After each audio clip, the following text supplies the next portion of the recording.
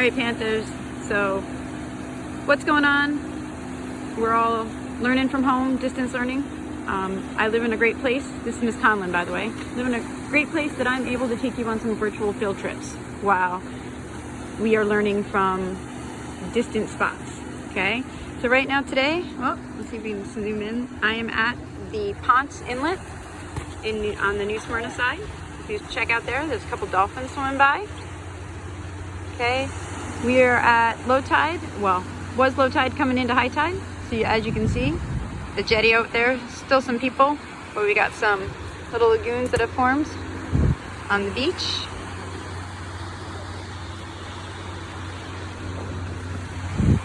I was trying to zoom in on the dolphins, but see if I can find them again. So you can see the jetty out there. This is the longer side. That is the Daytona Beach side, the Ponce, actually Inlet Shores side, Daytona Shores side. You can see on the New Smyrna side, it's not nearly as long. The problem with that is that it messes with the sand distribution and how it gets, the current brings the sand along and deposits it throughout the inlet. So this beach wasn't this long, but the sand coming around from the south actually then adds a little bit more beach on this side. Okay, so there's the lighthouse right over there. Got some fishermen, some casting out here. See as the waves are coming around. The difference in the color of the water tells you depth of the water. Not exactly, but there's a couple of sayings that work for boats. Brown, brown, run aground. You can see right here in front of us, that's brown, brown, definitely gonna run aground, okay? Blue, blue, sail on through. That means it's deeper. Green, green, nice and clean. Okay, so you can see we got a patch over there. And then if you look over this way, white, white, you just might. Okay, so just a little rhyme to help you think about the depths of the waters where you're at.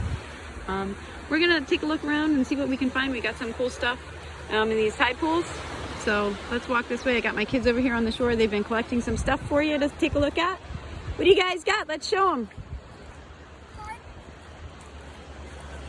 Okay, so we got some shells. Okay, what did you find? What's that? Mangrove pod, right? So we were talking about how the pods like to float around until they find the perfect spot, and then they actually will drop their roots. What'd you find? Anything around here? Are you filming something? Yeah, I am. So, all right, let's see what else we can find over here. Let's go find the shell.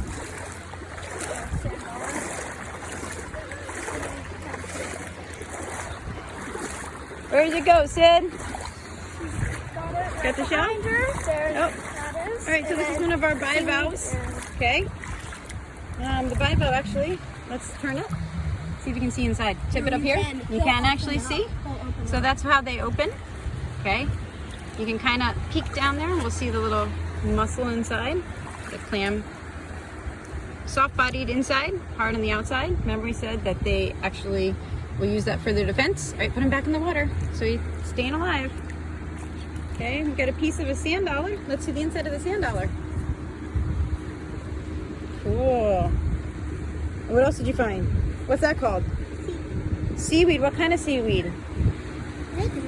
No, this is actually called seed lettuce. Okay, so this is the lettuce stuff we were talking about when we were making our ice cream and how it's used in different types of things. This is one of the, they said they come in 3 categories: green, red, and brown. Well, more categories than that, but those are the main types. This one obviously would fall into that green category. Okay? It's attached. Looks like it's attached to some sort of barnacle there at the bottom. Pretty cool. What else we got? Anything cool coming on? No. All right.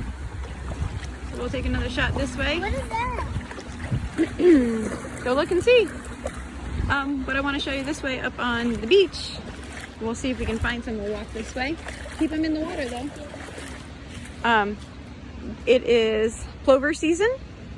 Okay, so you can hear a couple of those little chirps. Those are the sand plovers. I'm not gonna walk into the dunes to see if I can find a nest because having looked around, I didn't really see any, but I'll at least show you where they would be and what they would look like. Okay, so the cool things about the sand plovers is that their nests are made in what we call the rack line of the seaweed. So it kind of looks like just a pile of seaweed that's been pushed together.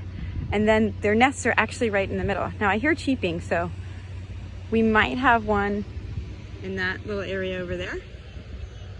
I don't know if you can hear the cheeping on the video, but hold on, Sid. We're looking at birds for a sec. Hold on a sec, Sydney. But here's the sign. Okay. Talks about their nesting area. Okay. The other area that this is also why you need to stay off the dunes. It also holds, you know, the Spartina grass actually holds the sand from eroding, but a little bit later, we got another month or so, it's gonna actually, some have already started laying eggs, but it's not quite full season time, but we'll have turtles that will lay their eggs up here too. Okay. This over here, I'm sure you guys, if you've ever been to the beach, have seen one of these. This is a crab hole. See if we see anybody in here. Now, this is the number one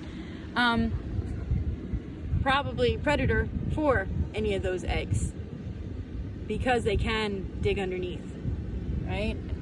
When the eggs are first laid, they're softer, so they're able to grab them and actually digest what's inside.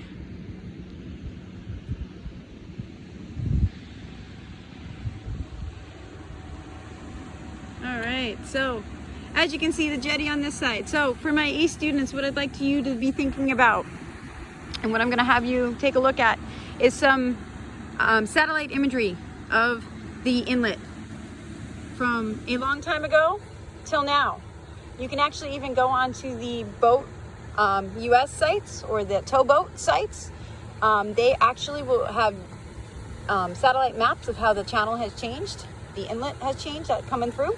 Okay, so what I'd like you to do is think about how it's changing, why it's changing, and if there's any way to prevent it from changing. Okay, I will detail the actual write-up that I'm going to have you do, but this is a good visual and a way to keep you guys engaged, I'm hoping. So we'll have lots more little field trips. I'm going to take some virtual things so that way you can feel like you're still connected to the outside and maybe see some new places you haven't seen. Even just, I know we all live here, but sometimes we forget to enjoy the things right around us. So again, be thinking about how the inlet has changed over time and how it's going to continue to change, or if there's a way for us to manually change it. Okay, I'm going to walk down this way just a little bit more so you can see the difference in the actual jetty portion of the inlet. See, and we'll see if we can see any more dolphins. Lots of dolphins are out. Sometimes you'll actually see some manatees on this side because it's kind of like a breakwater area. Manatees do swim in the ocean, and they actually will make their way onto kind of like the sandbars when it's mating season. So later in this series, we're actually going to go to a spot where we know there are some manatees. So I'll be able to show you them in the water. But this is where they'd actually, when they mate in what's called a herd. And they actually will use the sand kind of as a stopping grounds, we'll say. So here's the bird we were looking for before. Let's see if we zoom in on him. He's one that's cheeping. I don't know, we can go check it out. What is that over there? I know, I see the bird, but what's it on?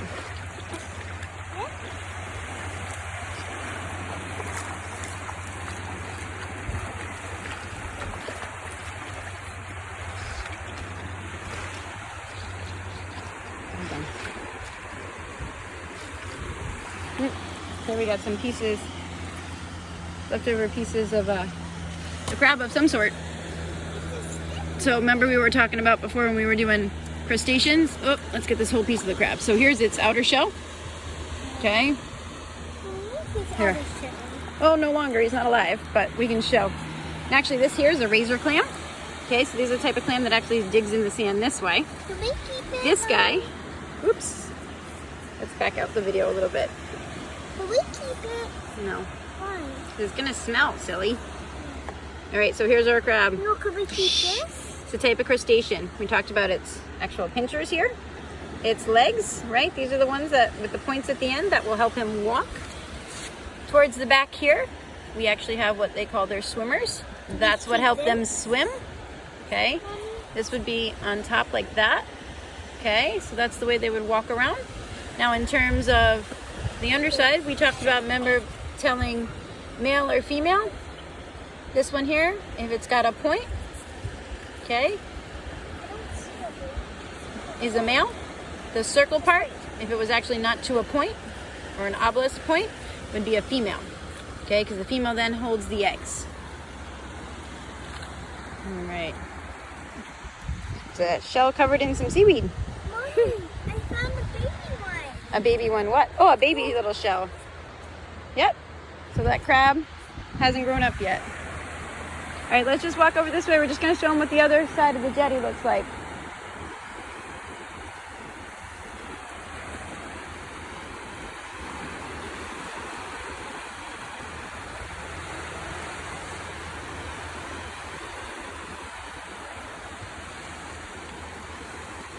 All right, so you can see here, this is down at the waters. Got a little bit of a run right here. See how the sand, the patterns of the sand change based on where the water is running, okay? You can tell a lot from that. We talked about rip currents and things that actually, offshore currents and side currents and long currents, okay? All of those actually leave distinct patterns in the sand. So as you can see right here, you go from kind of where the shells are piled up, the shell sand, down to here where it's actually been rippled. So as the water is pulling in and out. We talked about the types of waves, right? Now you can actually see one for real. All right, so here's the other side of the jetty here. Okay, so this is the New Smyrna side. I'll spin this way. You can see the channel markers. That's another saying if you're ever out on a boat. Right red returning, you keep the right red channel markers on your right hand side as you're returning into the harbor.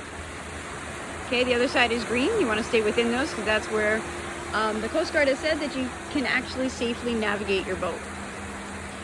So you see how much longer that side is. They actually have a fishing pier. And then it takes us right back to the lighthouse. All right, guys, so I hope that was a nice break in terms of schoolwork. We will, like I said, get on to some more videos, and I'll do some more virtual field trips with you and show you some other cool things. I'm thinking of kayak trips in order and maybe some crabbing. Until then, I will talk to you soon. You guys stay safe. Bye.